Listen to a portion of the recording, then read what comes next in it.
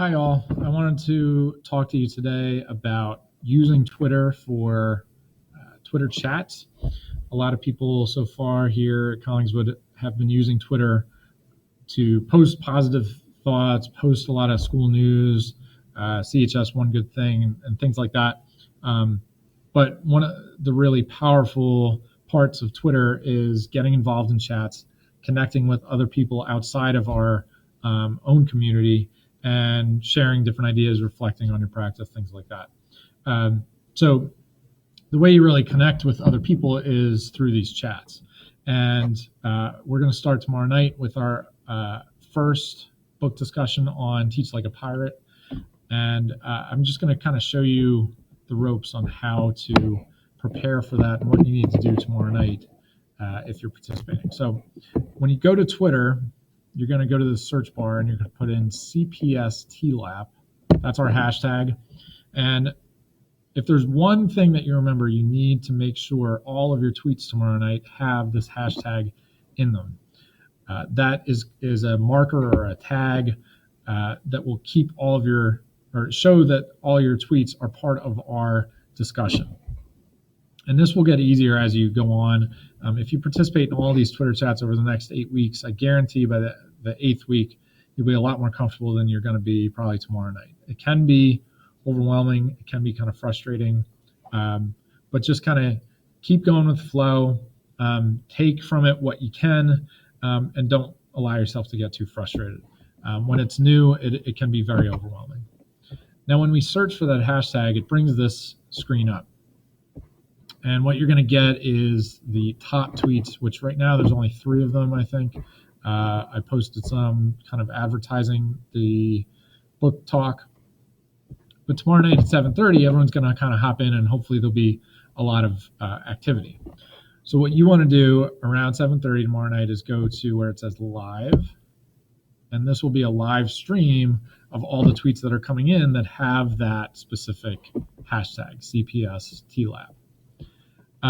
And from there, you're going to follow along. You're going to read what other people are responding to. And you're going to see the questions that I post about the book and about just kind of some of your ideas about education in general. Each of my questions will start with Q1, and they'll end with the hashtag CPS TLAP. Your responses should start with A1, A2, and so forth to denote that they're your answers to the questions. And that way everyone can kind of follow along the chat a little bit easier. And again, make sure you include that hashtag. Now, how you tweet, you're going to go up to this little thing that looks like a quill where it says tweet, and you hit that. And you're going to get a pop-up. Now, if you do this from your phone, I prefer participating in chats from my phone. If you hit that tweet button from your laptop, you just get this pop-up. You have to make sure you type in the hashtag CPS TLAP. And the more you type it, it'll pop up for you later. But if you're on your phone, this hashtag pops up already for you. You don't have to type it each time. So here I would type, answer 1. Hi, my name is Dan, and I'm looking forward to our discussion. Something to this effect. And that's it. Now, you want to make sure your hashtag is separate off on its own. It's going to start with that pound symbol and then CPS TLAP. Anything you put after that in terms of punctuation doesn't matter. But if you forget to put a space and you keep typing, everything included after that hashtag is part of the hashtag. So you want to make sure it's just CPS TLAP. It does not matter uppercase or lowercase. And then you would hit tweet, and your tweet's going to be there. I'm not going to do that right now. For beginners, I wouldn't even worry about necessarily favoriting, all right, or liking. It used to be favorites. Liking is where you hit the heart, all right? That can be used either if you see something you want to kind of save for later, and you go back to your likes, or if you just kind of want to endorse someone's idea and say, hey, I like this, you can hit the heart. Whereas a retweet is this kind of double arrow right here. That is going to take whatever that person's message is and send it out from your own account. Again, one of the advantages of using your phone is that when you retweet from your phone, you can quote the retweet. You can add your own thought, and then it has the other person's tweet below that. Beginners don't need to worry about that. Last thing I'll mention is TweetDeck. This is TweetDeck. You can sign up for it with your Twitter account, so it'll log in to the account.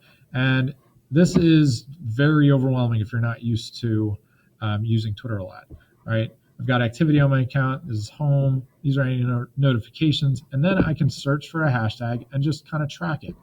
This is one of my favorite chats in the morning, BFC 5:30, and I've typed in our CPS TLAP so that I can track it here.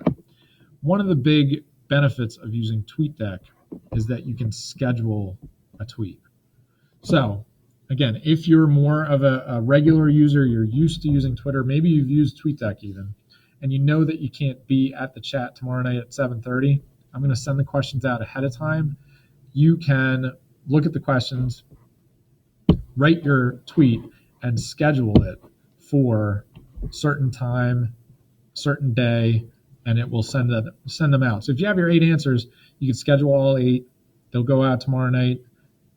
You're technically part of the discussion, even though you wouldn't be actively right there, but other people that are involved will get to see your thoughts as well.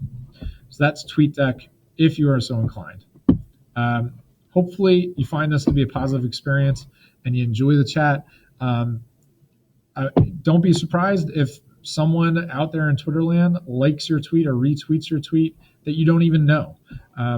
My suggestion would be, if someone does that, click on them, check out the profile, see if they're an educator or a teacher somewhere, and if they seem like they're someone that might be have good insights or is valuable to follow them back, and that will be kind of the beginning or the spawning of your own personal learning network, or PLN. Hopefully this was helpful to you. I know it was a little bit long, but I look forward to us working together on Twitter for our book talk starting tomorrow night. Thanks so much. Bye-bye.